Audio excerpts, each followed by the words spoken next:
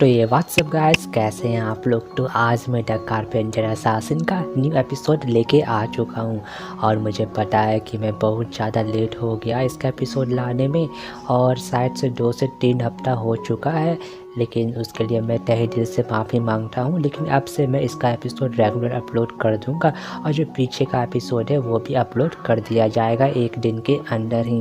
तो चलिए वीडियो को शुरू करते हैं बिना कोई टाइम वेस्ट किए हुए। तो एक हल्का सा रिकैप करा देता हूँ आपको, इसका पहले का एपिसोड में हुआ क्या था। तो इसका पहले का एपिसोड में हुआ यह था, जो हमारे मेन कैरेक्टर था जिसका नाम सैन जी था, वो जो अपने घर आ गया था, लेकिन उसको एहसास होता है कि उसके गैर हाजिरी में वहाँ पर कोई बंदा उसके घर पर कोई एंटर किया था। तो वो संभलते हुए अपने घर के अंदर जाता है, जहाँ पर वो एक लकड़ी भी ले लिया था किसी पर अटैक करने के लिए बेशक। और तभी वो एक अलमीरा खोलता है जहाँ पर से बॉक्स के निकालता है जिसके अंदर वही टलिस्मान रखा हुआ था, बीस्ट टलिस्मान, जहाँ पर वो टलिस्मान को वापस से रखने के लिए सोच रहा था, क्योंकि उसको लग रहा था कि यही टलिस्मान के कारण यह सब हरकत हो रहा है। और फिर तभी हम देखते हैं कि वहाँ पर मिस मू आ जाती है। लेकिन हाँ, इसके बारे में सेन को पता नहीं था कि मिस मू ही है, और वो जो वहाँ पर ट्रैप को एक्टिव कर देता है, जिससे हम देखते हैं कि मिस मू पर बहुत ज़्यादा तरफ से अटैक आने लगता है, जहाँ पर मिस मू उन सारे अटैक से बचने लगती है। लेकिन हम देखते हैं कि कुछ देर बाद जो मिस मू थी वो जो उसके घर रूम के अंदर आ जाती है, जहाँ पर जो सैन जी था वो बहुत ज़्यादा इनोसेंट, जैसे कि कुछ हुआ ही ना है ऐसा बिहेव करने लगता है।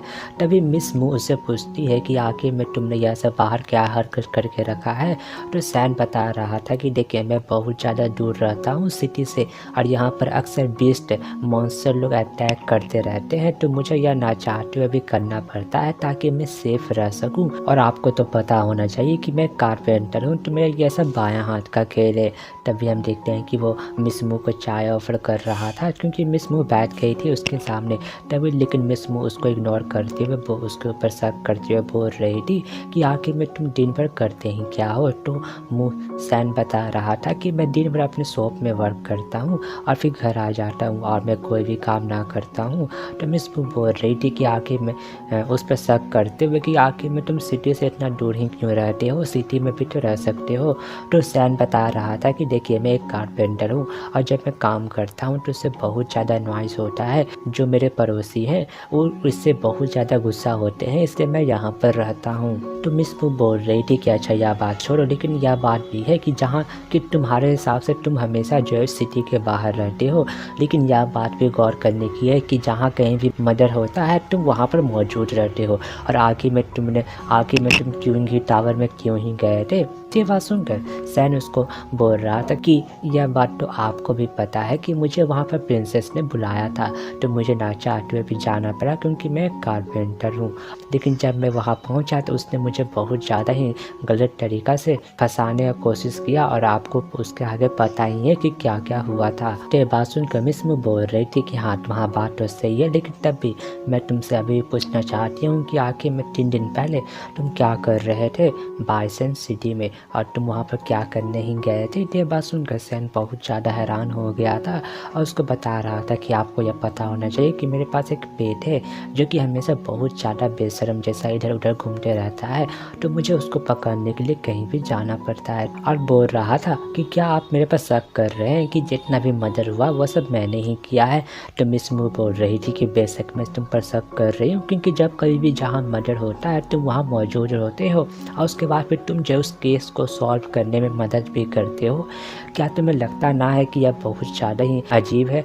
और उस पर गुस्सा हो रही थी। तभी हम देखते हैं कि सैन उसको बोल रहा था गुस्सा होते हुए कि मुझे लग रहा है कि आप जब मेरे पे बेशक बिना मतलब पे शक कर रहे हैं, क्योंकि आपके पास कोई प्रूफ भी नहीं है कि यह सब मैंने ही किया है। मिस मू उसको बोल रही थी कि तुम्हें पता है कि कुछ साल पहले सैन ली था, उसके जो जितने भी फैमिली मेम्बर थे उन सबको किसी ने मार दिया था, उनके पूरे फैमिली को ख़त्म कर दिया था।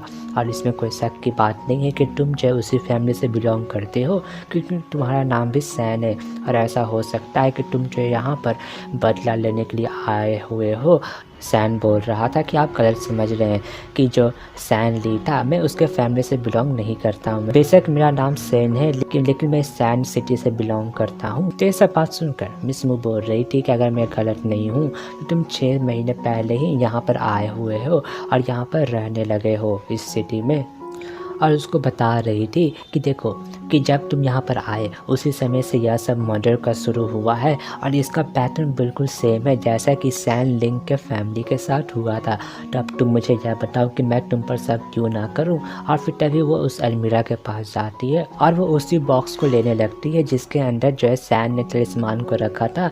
तो सैन यहाँ पर घबराने लगता है। यह देखकर जो मिस मुई थी वो खुश होने लगती है और उसको लग रहा था अब उसको कोई एविडेंस मिलने वाला है इसके खिलाफ। लेकिन तभी हम देखते हैं कि उस बॉक्स के अंदर एक बहुत ज़्यादा बेहतरीन ड्राइंग निकलता है जिसको देखकर मिस मोटी वहाँ पर बहुत ज़्यादा गुस्सा हो गई थी और फिर वो अपना स्वॉर्ड लेते हुए वहाँ पर से जाने लगती है। बोल रही थी कि मैं भी देखना चाहती हूँ कि तुम कब तक बचते हो। और फिर तभी हम देखते हैं कि सैन बोल रहा था कि अगर ऐसी बात है तो मैं भी तुमसे फाइट करना चाहता हूँ। और फिर वो भी तैयार हो गया था उससे फाइट करने के लिए, जहाँ पर कुछ देर बाद वो एक खिड़की से भाग जाता है और जो मिस मोटी वो भी उसका पीछा करने लगती है। जहाँ पर वो उसका पीछा करती है उसको बोल रही थी कि रुक जाओ।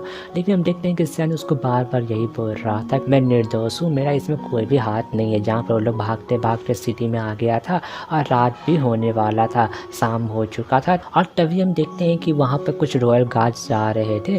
तो जो मिस मोटी वो उन लोग को बोल रही थी कि तुम लोग सैन को पकड़ने में मेरा मदद करो क्योंकि मुझे शक है कि इसी ने जो है उन सारे मर्डर को किया है। तो यह देखकर वो तीनों गार्ड बात करने लगते हैं कि जो सैन है वो तो बहुत ज़्यादा अच्छा इंसान है और वो कभी भी ऐसा नहीं कर सकता है। तो क्या रॉयल मिस मू का जो दिमाग है वो ख़राब हो गया है। लेकिन तब भी उन लोग मिस मू का बात मानने पर मजबूर थे और उन लोग सैन को पकड़ने के लिए चले जाते हैं। और फिर तभी हमें सियाओ के फैमिली का सीन दिखाया जाता है जहाँ पर सियाओ अपने गार्डन में बैठी हुई थी। लेकिन तभी वहाँ पर एक असासिन आ गया था जो कि उस पर अटैक करने वाला था।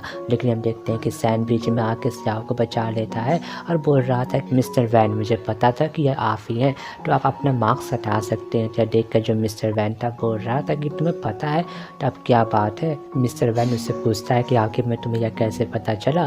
तो बात सुनकर सैन बोल रहा था कि क्या तुम्हें लगता है कि मैं अपना इन्वेस्टिगेशन अच्छा से ना करता हूँ। तुम्हें पता होना चाहिए कि जैसे जैसे तुम मेरे साथ इन्वेस्टिगेशन कर रहे थे मैं अपना इन्वेस्टिगेशन भी कर रहा था। अब मुझे यह भी पता चला कि तुम जो अपना बिजनेस इस्टेब्लिश कर चुके थे, तुम्हारा फैमिली बहुत ज़्यादा अच्छा ग्रो कर रहा था। लेकिन यहाँ पर कुछ लोगों ने तुम्हारे फैमिली पर अटैक करके तुम्हारे फैमिली को ख़त्म कर दिया, जिससे तुम बहुत ज़्यादा गुस्सा हुए और तुम जो रॉयल पैलेस में काम भी करते थे। लेकिन तुमको पता चला कि जब इन लोगों का हाथ था तुम्हारे फैमिली को ख़त्म करने में तो तुम इन लोगों को मारने लगे और तुमने वही तरीका यूज़ किया जिस तरीका से तुम्हारे फैमिली को डिस्ट्रॉय किया गया था, ख़त्म किया गया था। और उसको बता रहा था कि यह भी तो हो सकता है कि यह सब झूठ हो।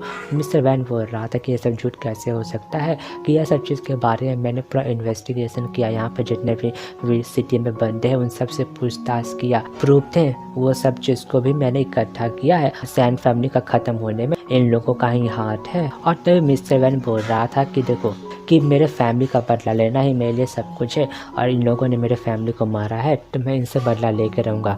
और अगर मेरे फादर ने मुझे उस समय सिटी नहीं भेजा होता तो मैं भी उस समय मारा जाता। लेकिन अब जब मैं ज़िंदा हूँ तो मैं बदला लेके रहूँगा। लेकिन तभी हम देखते हैं कि अपने ग्रैंडफादर का इतना ज़्यादा बुराई सुनकर जो सियाव थी वो सामने आकर कुछ कहने वाली थी, लेकिन सैन उसको रोक देता है।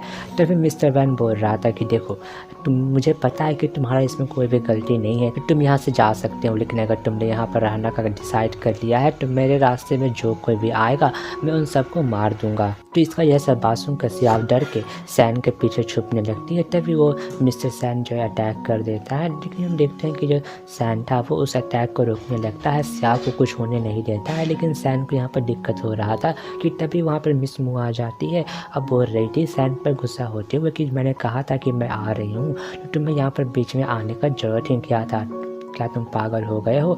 तो यह देख कर मिस्टर वैन बोल रहा था कि अच्छा यह सब चीज़ शुरुआत से तुम लोग का प्लान था। तो मिस मू बोल रही थी कि हाँ बेशक। और हमें पास्ट का सीन दिखाया जाता है जहाँ पर जो मिस मू थी सैन पर अटैक करने वाली थी तो जो सैन था वो उसको बता रहा था कि आप रुक जाइए, मेरा बात सुनिए। और उसको सेकेंड तलिस्मान दिखाते हुए अरे 20 तलिस्मान नहीं है, बोल रहा था कि देखिए तलिस्मान को अभी बहुत ज़्यादा बंदे लोग खोज रहे हैं और मैं आपसे वादा करता हूँ कि अगर आप मेरा साथ देते हैं इन सब चीज़ के पीछे कौन है उसके बारे में फाइंड आउट करके आपको बता दूंगा, और आपको जो है मेरा बस साथ देना पड़ेगा इसके लिए। तो हम देखते हैं कि मिस मू इसके लिए तैयार नहीं हो रही थी, लेकिन अंतिम में वो भी तैयार हो जाती है। बोल रही थी लेकिन अगर मुझे असली मजर नहीं मिला तो मैं तुम्हें यहाँ पर बहुत ज़्यादा टॉर्चर करने वाली हूँ। और फिर तभी सैन अपने रूम के खिड़की से भाग जाता है, जहाँ पर हम देखते हैं कि जो मिस मू थी वो भी उसका पीछा करने लगती है। तभी सीन प्रेजेंट में आता है, जहाँ पर मिस्टर वैन मिस मू का गुस्सा होते हुए बोल रहा था कि तुम लोग जैसा घटिया पर्सन कोई भी नहीं हो सकता, तुम्हारा हिम्मत भी कैसे हुआ इतना घटिया चाल चलने के लिए। उस पर अटैक करता है और तभी वो जब बोलता है कि इससे कोई फर्क नहीं पड़ता है, और फिर वो जो सैन